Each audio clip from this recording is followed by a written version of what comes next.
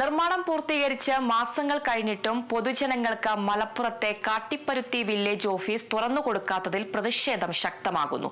പ്രതിഷേധത്തിന്റെ ഭാഗമായി Valanchery municipal UDF കമ്മിറ്റിയുടെ ആഭിമുഖ്യത്തിൽ കാട്ടിപ്പരുത്തി വില്ലേജ് ഓഫീസ് പ്രതീകാത്മകമായി ഉദ്ഘാടനം ചെയ്തു. നിയോജകമണ്ഡലം MLA ആബിദ് ഹുസൈൻ തങ്ങളുടെ നിരന്തര ഇടപെടൽ മൂലമാണ് അപകടാവസ്ഥയിലായ പഴയ കെട്ടിടം പൊളിച്ചുമാറ്റി കോഴിക്കോട് റോഡിനോട് ചേർന്ന പുതിയ സ്മാർട്ട് വില്ലേജ് ഓഫീസ് കെട്ടിടം പണിതത്. നേരത്തെ 2 തവണ ഉദ്ഘാടന തീയതി നിശ്ചയിച്ച സ്വാഗത സംഘം കമ്മിറ്റി രൂപീകരിച്ചു. പ്രവർത്തനം തുടങ്ങിയെങ്കിലും റവന്യൂ മന്ത്രിയുടെ അസൗകര്യം കാരണം മാറ്റിവെക്കുകയായിരുന്നു. തുടർന്നാണ് ലോക്സഭാ തിരഞ്ഞെടുപ്പും പെരുമാറ്റച്ചട്ടവും നിലവിൽ വന്നത്. തിരഞ്ഞെടുപ്പും പെരുമാറ്റച്ചട്ടവും കഴിഞ്ഞ് മാസങ്ങളായിട്ടും കെട്ടിടം ഉദ്ഘാടനം ചെയ്യാൻ ബന്ധപ്പെട്ടവർ തയ്യാറാവാത്ത നാട്ടുകാർ ശക്തമായ പ്രതിഷേധത്തിലാണ്. നിലവിലെ കെട്ടിടം പൊളിച്ചുമാറ്റിയതോടെ വില്ലേജ് ഓഫീസ് പ്രവർത്തനം താൽക്കാലികമായി കാവുംപുരത്തുള്ള ബ്ലോക്ക് ഓഫീസ് സമുച്ചയത്തിലാണ് നടക്കുന്നത്.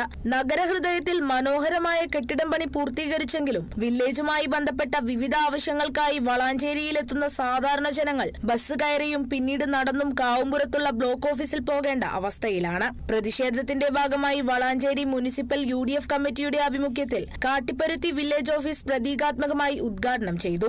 മുസ്ലിം ലീഗ് ജില്ലാ സെക്രട്ടറി KM അബ്ദുൽ ഗഫൂർ ഉദ്ഘാടനം ചെയ്തു. Municipal UDF chairman P Rajan master അധ്യക്ഷനായി. നിയോജകമണ്ഡലം UDF കൺവീനർ സലാം വളാഞ്ചേരി മുഖ്യപ്രഭാഷണം നടത്തി. UDF municipal convener Muhammad Ali Neettukattil, Ashraf Ambalathinkal, TK Abid Ali, Parassery Asainar എന്നിവർ പ്രസംഗിച്ചു. K Musthafa master, P Musthafa, P Naseer Ali, KT Bappu, CM Riyas, Mujeeb Valasi, Ajesh Patteri, Jafar Neettukattil, Anwar Mulamukkil എന്നിവർ നേതൃത്വം നൽകി. Kerala vision news, Malappuram.